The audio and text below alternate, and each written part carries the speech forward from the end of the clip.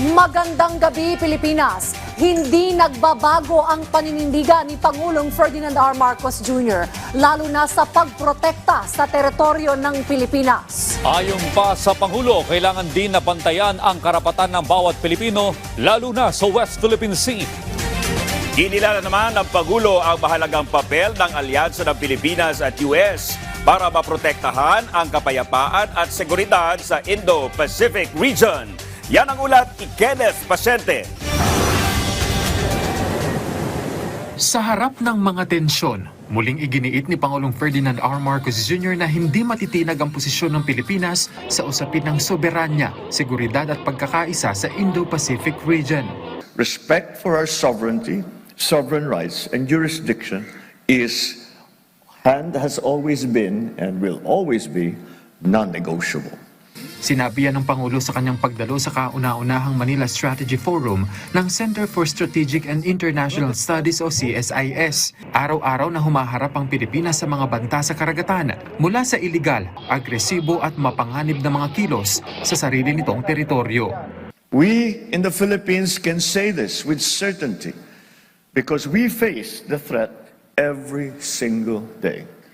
Our government vessels and fisherfolk continue to be harassed in our own waters, and we remain on the receiving end of illegal, coercive, aggressive, and dangerous actions in the South China Sea. Kaya binigyang diin ng punong ehekutibo ang kahalagahan ng mga ganitong forum dahil sa bigat ng papel na ginagampanan ng Indo-Pacific sa pandaigdigang kapayapaan at kaayusan. Gayon din ang kahalagahan ng pagpapaigting ng alyansa ng Pilipinas sa ibang mga bansa gaya ng Estados Unidos. The alliance of the Philippines and the United States has reached a necessary and natural progression towards trilateral and minilateral, multilateral engagements, building individual and collective capabilities to address common challenges. Because today's challenges are not bound by borders.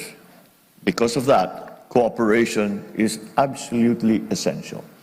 We have a growing trilateral partnership with the United States and Japan, under which we held a maritime dialogue last December and a national security meeting last May.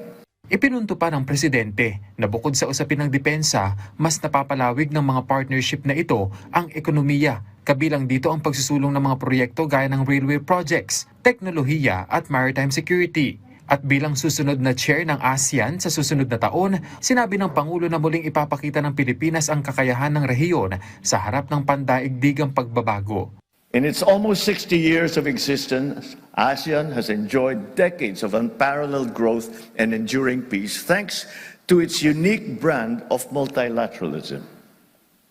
Its extended relations have also grown exponentially, and I look forward to welcoming the world, including President Trump, to the Philippines next year to showcase ASEAN's significant achievements and potential.